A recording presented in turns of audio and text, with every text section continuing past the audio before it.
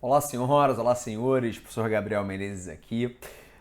Nossa aula de hoje, pessoal, é uma aula que é um pouco polêmica, porque a nossa aula, ela basicamente pretende explicar os conflitos entre duas regiões muito famosas no Oriente Médio, que são Israel e Palestina.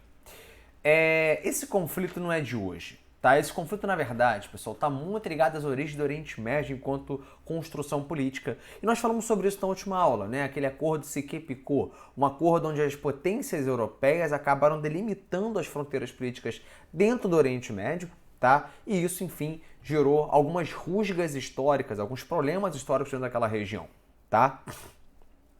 Dito isso, eu sou obrigado a te lembrar de um problema que aconteceu.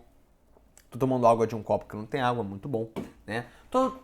Eu preciso te lembrar de um problema que aconteceu há algum tempo. Na verdade, vem do século I, tá? E no século I eu tenho a diáspora dos judeus. Vamos lembrar o seguinte, na área que a gente conhece como Palestina, né, e até mesmo como Israel, essa região foi basicamente a região onde Jesus passou uma parte de sua vida, tá? Foi a parte onde o Império Romano se expandia territorialmente, e tanto a disseminação da Igreja Católica quanto, enfim, o avanço romano na época, enfim, fez com que, na verdade, os judeus começassem a serem perseguidos. E aí, dentre outras questões, tá? Mas, enfim, o fato que os judeus se dispersam pelo mundo, eles saem pelo mundo, tá? Perseguidos. E aí, a nação judaica se torna a primeira grande nação, pessoal, que não tem um território, né? Não tem ali uma casa, um governo para chamar de seu. Então essa diáspora acontece no século I ainda, tá? Depois de Cristo, daí o DC, tá? E passam basicamente aí 18 séculos perdidos aí sem nenhum projeto de retorno, né? Sem nenhum projeto maior de retorno. Os judeus, pessoal, começam então a criar um movimento, tá? Que não é só por parte judia, mas sobretudo pelo movimento judeu, tá? Que vai ser um movimento chamado de sionismo, né? O movimento sionista é um movimento que vai pretender o retorno, né, dos judeus à região ali, tá? Que seria hoje de Israel e Palestina. E aí o que acontece? Bom, esse retorno ele vai ser projetado, tá? Inicialmente pela formação de kibbutz. O que eram os kibbutz? Pessoal, os kibbutz eram basicamente o que vocês estão vendo nessa imagem aqui, tá? Essa imagem vocês estão vendo aí basicamente uma colônia judaica, ok? Estão vendo casas, né? Então, não sei se dá para perceber aqui direitinho, deixa eu tentar traçar com caneta. Se você olhar com calma, você vê basicamente algumas linhas que dividem muito bem um ambiente do outro, né?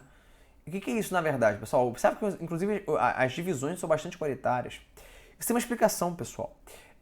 Em teoria, cada faixa de terra aqui, cada divisória dessa, é uma terra. E cada pessoa tinha uma terrinha para poder plantar e trocar com o seu vizinho, desculpe, né? O seu vizinho. Então, a ideia era fazer colônias ali judaicas e lentamente voltar a ocupar aquela região, né? Até mesmo num modelo bastante parecido com o socialismo, tá? Enfim, os kibbutz então voltam a ganhar força naquela região, voltam não, né? Mas começam a ganhar força naquela região. Uma das coisas, pessoal, que começa a marcar muito o mundo vamos lá, primeiro eu já tinha um preconceito muito grande com os judeus. O fato é que os judeus, desde o século I, tá? Eles não têm um território para ficar. Então, o que os judeus acabaram tendo de fazer ao longo do tempo, tá? Enquanto povo, não digo enquanto religião, mas enquanto povo. Investiram em comércio, em bancos. Eles se fecharam dentro das suas próprias comunidades para que pudessem sobreviver, já que os judeus eram mal vistos em vários lugares, né? Eles não eram vistos como pessoas pertencentes à nação, ao país, à população tradicional daquele país. Então, bom, o preconceito contra os judeus então já existia de algum tempo. E na Segunda Guerra Mundial, tá, com o Holocausto, com o regime nazista matando aos milhares, né, os judeus, você vai ter então uma preocupação internacional sobre a questão judia no mundo. O que faz com que depois da Segunda Guerra Mundial a criação da ONU leve, tá, a um apoio irrestrito, ou pelo menos por maior parte dos países, à formação de um Estado, tá, judaico, um Estado para a população que tinha origem judia, que é o que? Ou melhor, o Estado de Israel. Tá? Israel começa a ser projetada dentro da ONU, tá? Para ser criada como um país realmente para a população que queria ter um governo ali bem semelhante ao judeu, né? Um governo talvez não com uma política judia em si, mas com um governo que representasse claramente os interesses judeus no mundo. Tá? E aí o território escolhido é onde? é, em teoria, a terra prometida, tá, deles, que é a região ali da Palestina. A formação da ONU, pessoal, inicial, previu o seguinte: a ONU ela criou esse plano de voltar a ter um país para os judeus, que era Israel, tá?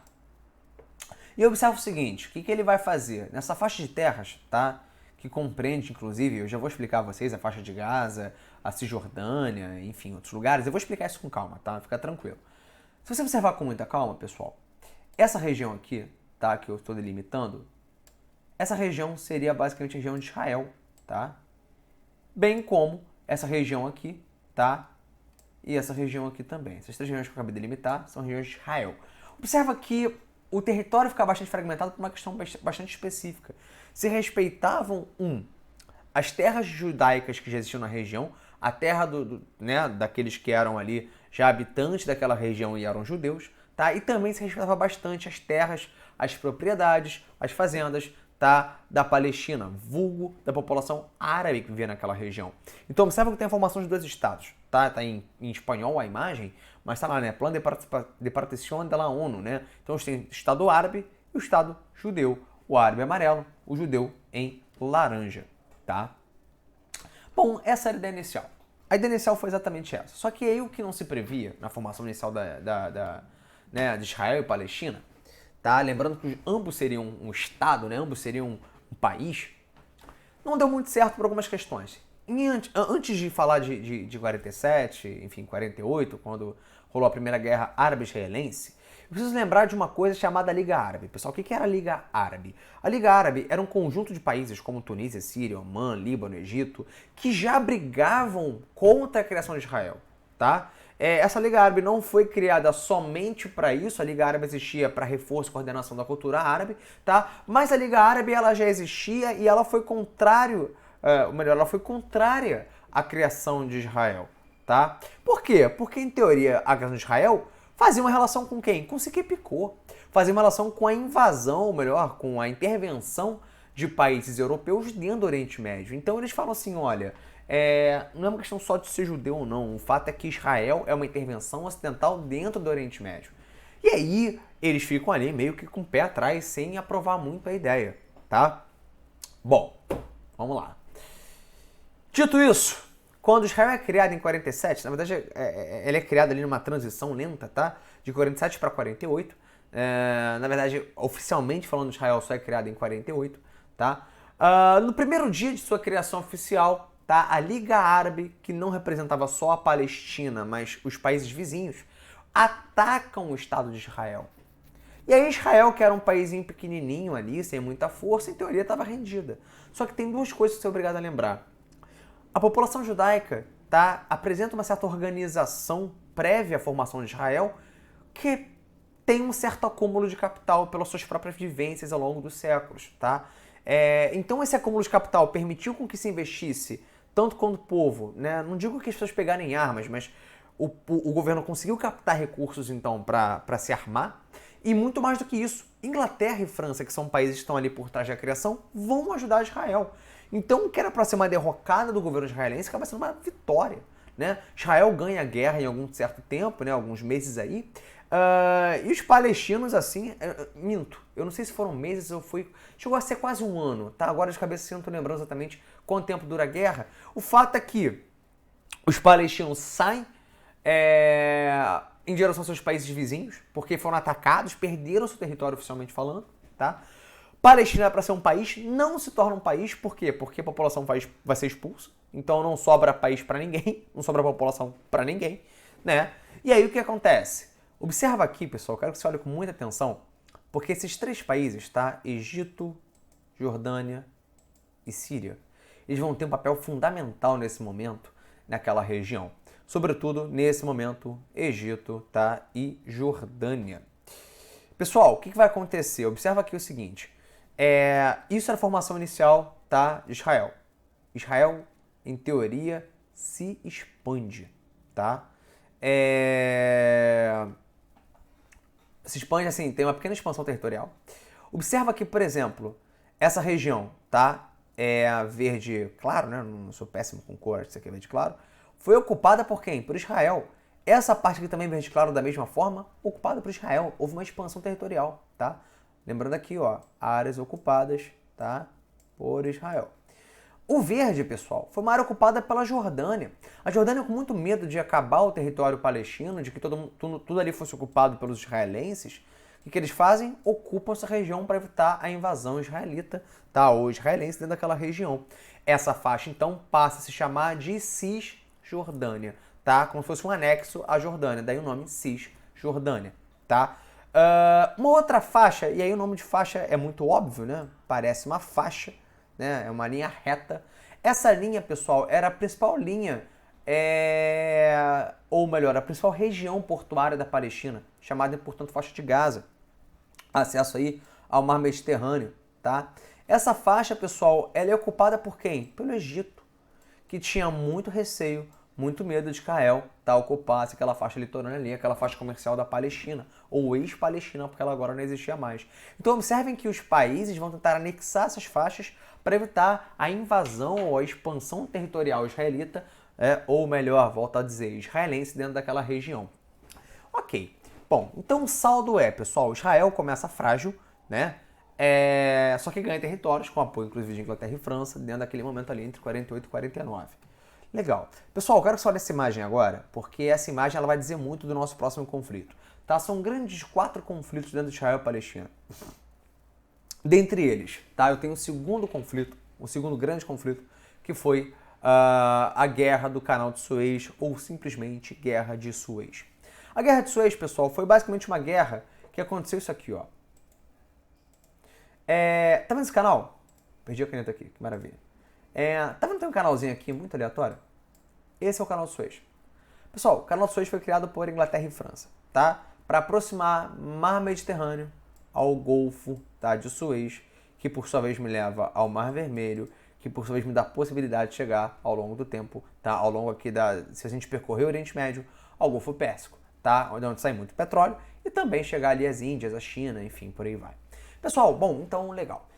Vale lembrar, pessoal, que o Canal de Suez é dentro do Egito. E coladinho com o Egito tem quem? Israel. Coladinho também tem quem? Jordânia. E dentro aqui dessa região, tá colado com o Golfo de Suez, que vai nos levar ao Canal de Suez, eu tenho o Golfo de Aqaba, onde eu tenho o porto de Eilat, o principal porto de Israel. Dito tudo isso, tudo isso, vamos falar do que interessa.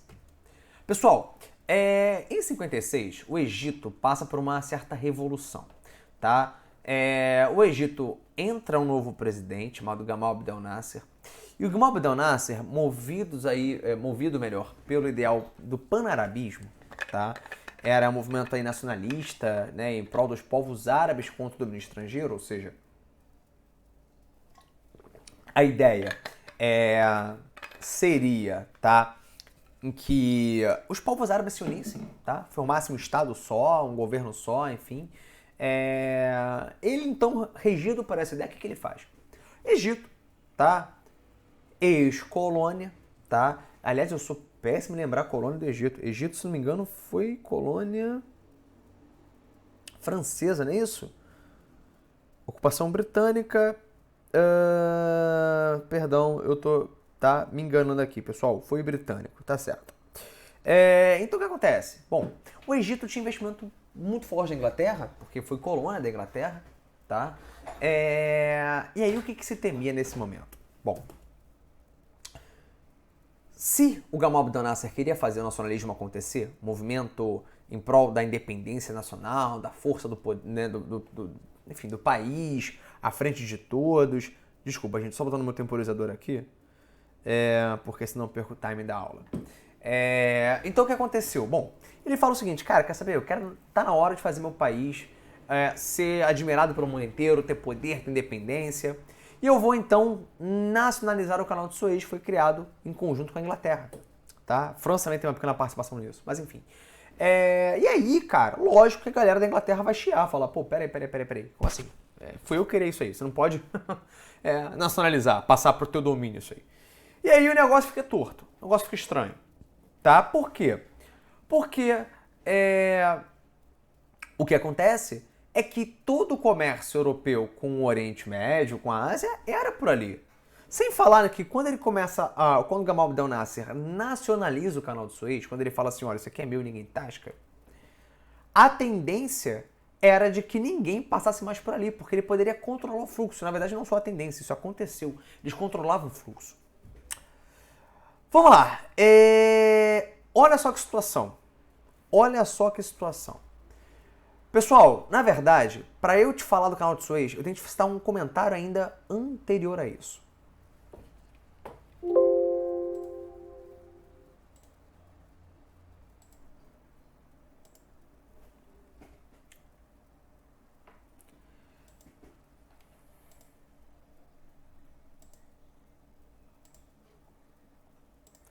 Bom, sabendo disso, então a gente consegue voltar a explicar a Segunda Guerra Árabe-Israelense, que é a guerra chamada Guerra de Suez.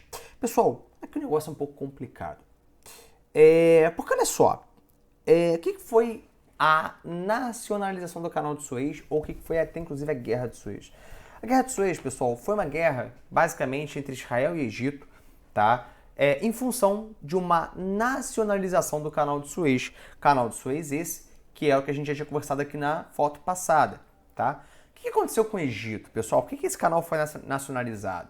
Bom, o Egito, ele teve a ascensão ali em 54 do Gamal Abdel Nasser, tá? Seria o novo líder ali do Egito.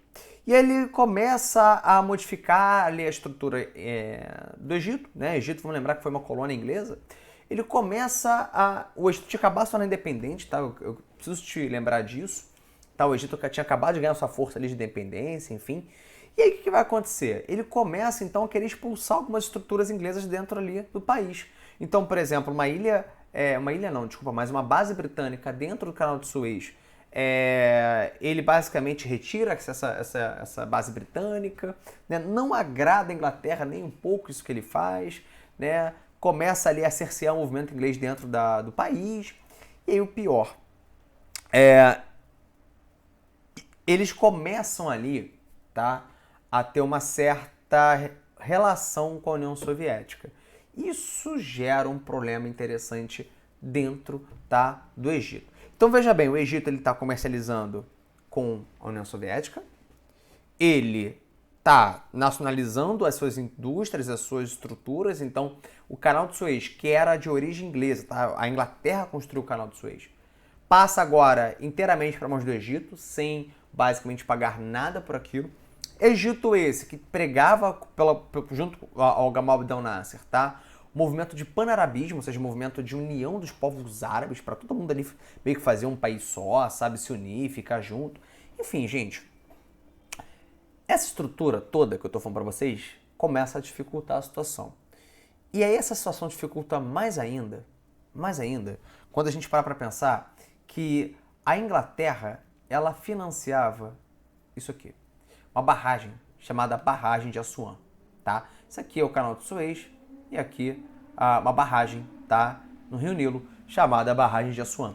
A Inglaterra financiava isso.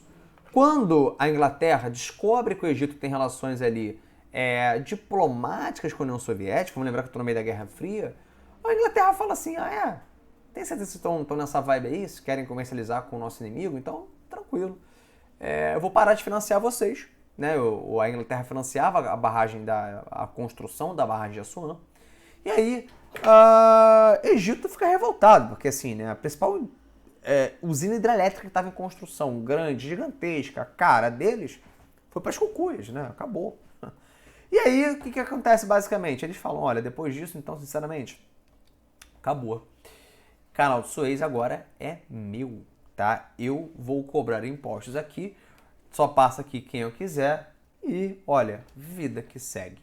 Resumo da história então, pessoal.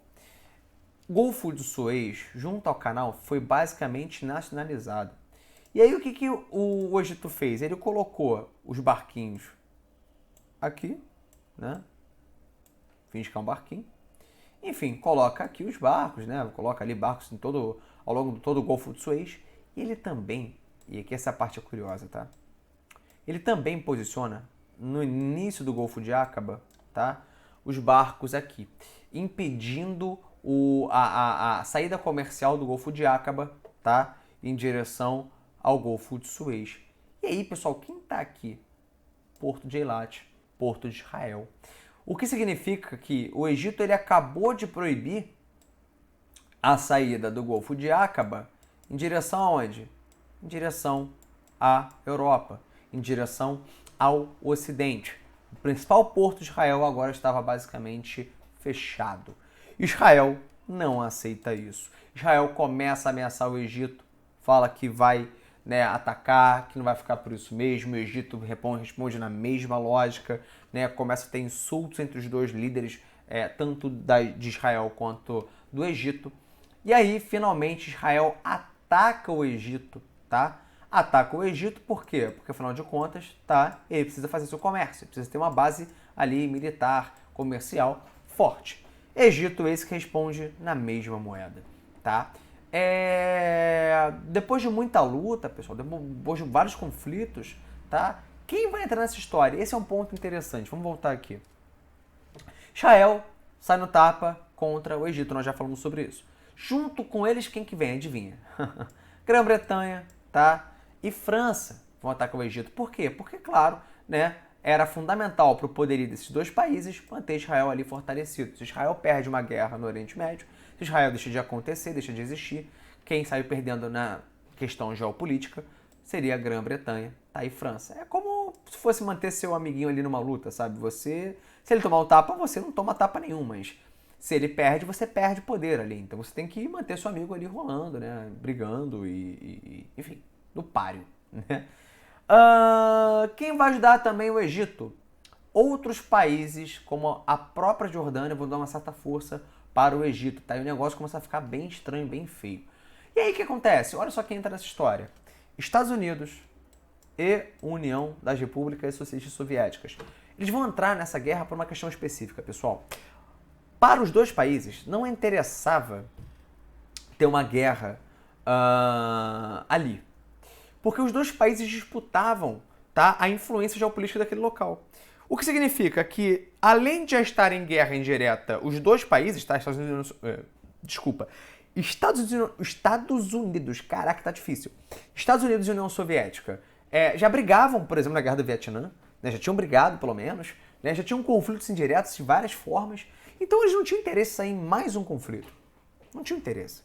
Eles chegam até, inclusive, a Estados Unidos a dar um apoio para Israel, a União Soviética para Egito, tá?